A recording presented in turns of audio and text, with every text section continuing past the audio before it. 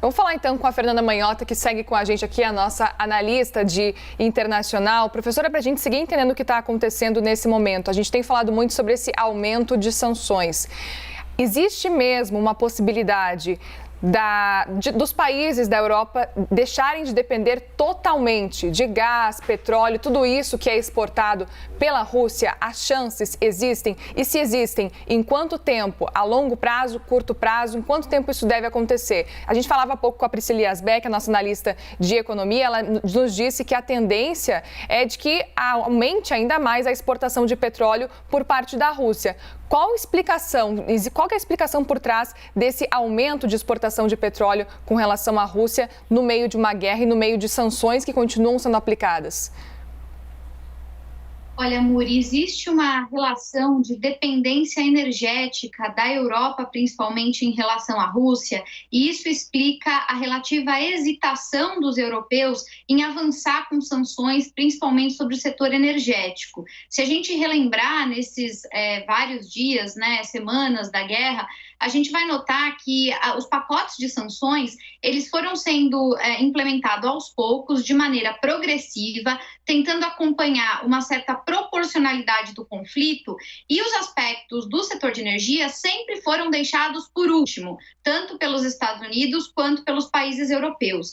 Os europeus divulgaram entre ontem e hoje a intenção de ampliar as sanções, mas, de novo, colocaram as questões energéticas com uma perspectiva de implementação lá para agosto, ou seja, retardando ainda mais esse avanço. Demonstra que os europeus têm consciência de que não dá para reconstruir a sua própria matriz energética no curto prazo. Ou seja, eles vão buscar autonomia, sim, é o que eles já têm feito. Eles estão buscando rediscutir, por exemplo, a energia nuclear, que era uma coisa impensada na Europa há alguns anos, assim como também estão estabelecendo relações com outros parceiros, inclusive os Estados Unidos, para tentar diversificar esse fornecimento, Os Estados Unidos, por exemplo, há muito tempo investiram em xisto, petróleo de xisto, que deu aos Estados Unidos mais autonomia, e hoje estão promovendo a ideia do gás liquefeito. Então, existe saída para a Europa não vai depender para sempre da Rússia, mas nesse momento, momento de uma guerra que acontece em tempo real, em curto prazo, é muito difícil conseguir achar a saída. E essa é a explicação do porquê eles são tão hesitantes com essa questão das sanções. Eu diria, Muri, que isso também gera, para além da questão puramente econômica, uma série de implicações políticas. Esses países estão passando por eleições, eles enfrentam uma série de polarização e de grupos que são críticos à União Europeia, à globalização dentro dos seus países. Então, tem que administrar tudo isso. Explica, inclusive, a preocupação do ministro francês, que você acabava de mencionar, lembrando que a França está em pleno momento eleitoral, com perspectiva ruim para o Macron. Então, péssimo momento para a França esse tipo de informação, Muri. Fernanda, dá para a gente projetar aqui, de fato, se nesse momento em que a guerra está, como que a Rússia está articulando até uma possibilidade da permanência de Vladimir Putin? A gente não tem uma sinalização ainda do fim dessa guerra, mas hoje a aprovação do governo de Putin dentro da Rússia, fora do mundo, da Rússia, a gente já sabe que o mundo inteiro colocou a Rússia como uma pária praticamente. Há condições para que ele, no eventual fim da guerra, continue no poder?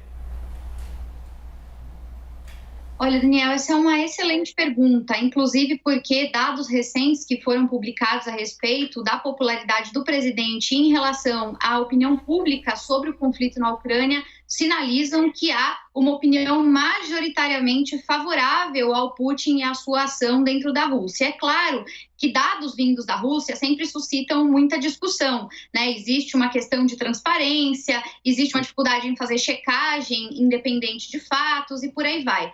Mas os números mostram que a maioria da população russa é sim favorável a essa iniciativa, entende que a Crimeia é parte da Rússia, entende que a Ucrânia avançava sobre minorias russas e que precisam ser preservadas, defende a incursão militar e tudo isso. Do ponto de vista da popularidade, Dani, vale destacar ainda, quando a gente olha para a série histórica dos últimos anos, né, ao longo da presidência do Putin, ele tem basicamente 4 grandes picos, né, altos de popularidade, que coincidem com os momentos de conflito envolvendo a Rússia. Primeiro a Chechênia, depois a Geórgia, em 2014 a própria Crimeia e agora essa incursão, né, essa operação militar especial, essa guerra na Ucrânia novamente. Então, do ponto de vista da política interna russa, parece não haver incentivos para que haja uma transição de poder, uma troca ou qualquer coisa do tipo. E aí, para finalizar, eu destaco também que, além da própria sociedade civil,